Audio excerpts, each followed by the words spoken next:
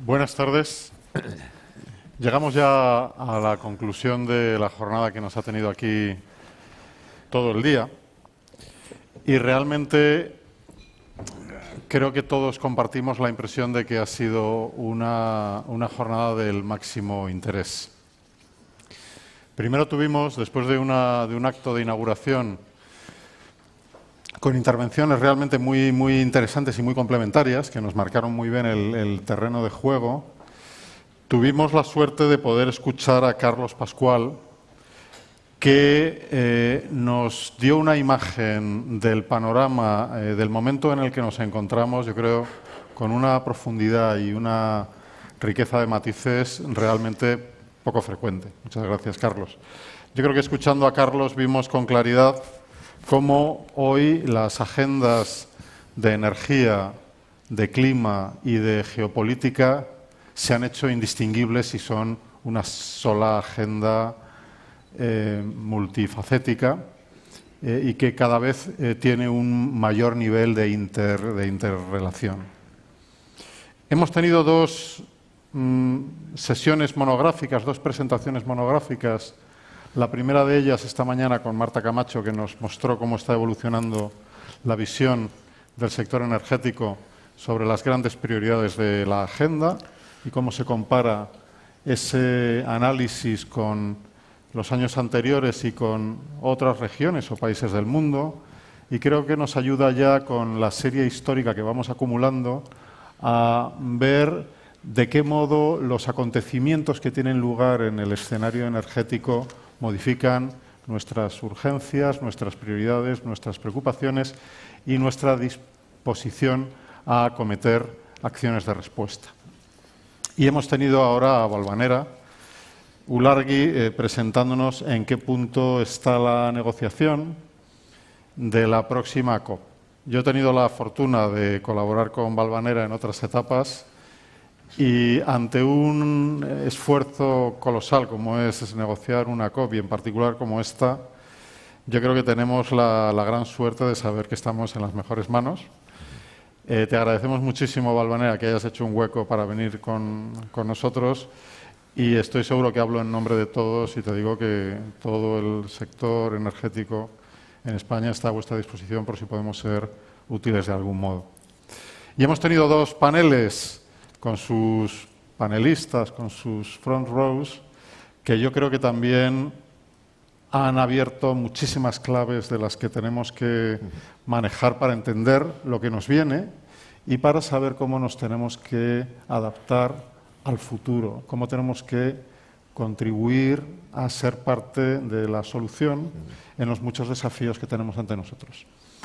Para presentar las conclusiones de estos paneles nos acompaña Rafael Estrella, que es vicepresidente del Real Instituto Elcano, presidente de la Red Iberoamericana de Estudios Internacionales. Y yo quiero aprovechar para, una vez más, agradecer al Real Instituto Elcano cómo consigue que el objetivo inicial de este tipo de eventos sea realidad. Cuando pensamos en celebrar estos eventos anuales del CECME, quisimos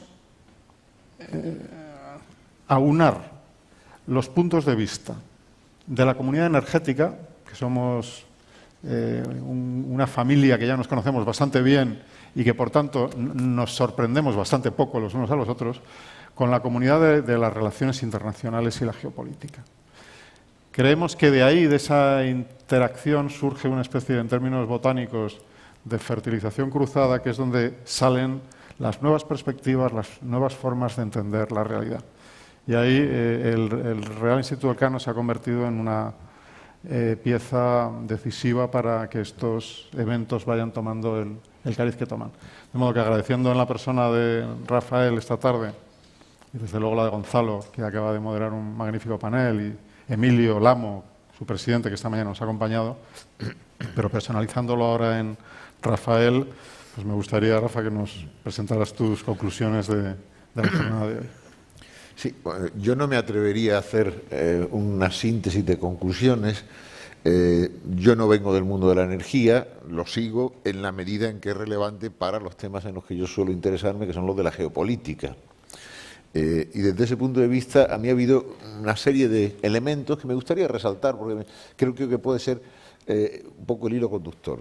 Y, en primer lugar, como tú has señalado, Arturo, me ha llamado la atención que una agenda que aparentemente estaba segmentada, al final está atravesada por una enorme coherencia.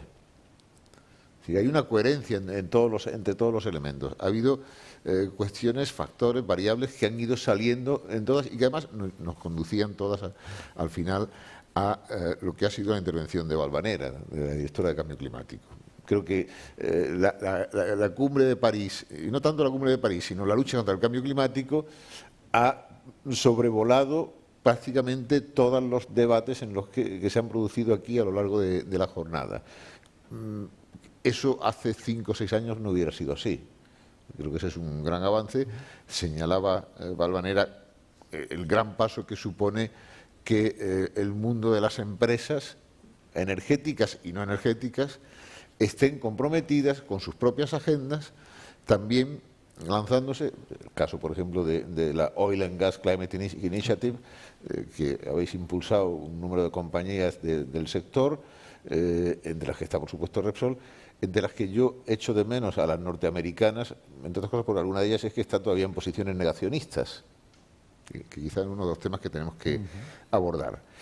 Me parece muy importante que se ha dicho y se haya reiterado hoy que la eficiencia energética es una de las primeras vías y de los primeros instrumentos en la lucha contra el cambio climático.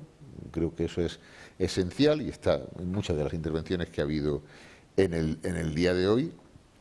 Me ha llamado la atención, y no ha sido el único, el interesantísimo diálogo que tú has tenido con Carlos Pascual, en el que, por ejemplo, la forma en que nos ha explicado el significado, el alcance y ha despejado algunas ansiedades sobre esa relación que parece de entendimiento entre Estados Unidos y China y las ventajas. Y luego, más interesante, la paradoja que supone que en el debate que está habiendo en Estados Unidos con relación a eliminar la prohibición de exportaciones de petróleo, pues que él venga a concluir que una eliminación de esa prohibición y un aumento, por tanto, de las exportaciones, lejos de reducir directamente la competitividad por un aumento de precios en el mercado interior, por el mecanismo de indexación, provocaría incluso una caída de los precios del petróleo en Estados Unidos.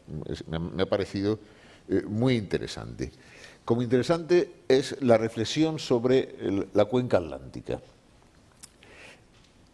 La cuenca atlántica, yo la primera vez que se lo escuché a Paul Isbell o que se lo leí, me pareció una genialidad desde el punto de vista de construcción de escenarios, que eso en geopolítica es muy importante. Es decir, en principio es una invención.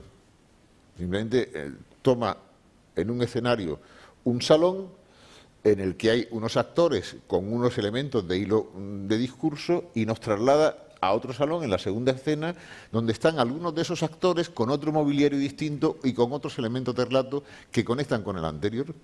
Se crea un escenario, se mide, se proyecta y además hoy nos decía él y otros de los integrantes de su panel que hoy es bastante más potente en lo que se refiere, por ejemplo, a la demanda, perdón, a la oferta, esa cuenca atlántica, porque ha habido un creciente impulso de desplazamiento de la oferta desde Oriente al Atlántico y en particular al sur del Atlántico. Cambios que convierten a la cuenca atlántica en protagonista. El monitor que nos ha presentado Marta Camacho, yo me lo he perdido, estaba en una reunión de nuestra comisión ejecutiva, pero por lo que he podido ver en Twitter, etcétera, de los datos, creo que tenemos que analizar, como se ha dicho, el porqué de algunas cosas en las actitudes y en las percepciones de los que han participado en ese panel. Pero me parece interesantísimo y lo que he podido ver. Y de otras de las intervenciones, me parece también digno de resaltar, porque claro, cuando hablamos de energía, el equilibrio o el desequilibrio entre oferta, demanda, producción, etcétera, es una variable, un conjunto de variables esencial. Y el hecho de que, por razones demográficas, por atraso tecnológico, por atraso de inversiones, en América Latina se esté manifestando ya de manera muy clara un desequilibrio entre la demanda y la capacidad de abastecimiento, pues es una evidencia que además tiene una relevancia geopolítica también. Ha habido una cifra mágica que se ha citado esta mañana, que era que se estima en 100.000 millones de dólares los que son necesarios invertir en América Latina para alcanzar los niveles requeridos de producción. Cifra que se nos decía es la misma, equivalente a lo que se generaría, se produciría en ayuda a los países menos avanzados, menos desarrollados, como consecuencia para ayudarles a cumplir los objetivos de cambio climático. Yo añadiría, cifra también que era el umbral de beneficios de la industria, del sector petrolero, por debajo del cual este año se va a caer. Es decir, desde 2012 había estado por debajo de 100.000 dólares, luego fue subiendo, parece que para este año el sector petrolero, por las razones del precio, va a estar por debajo.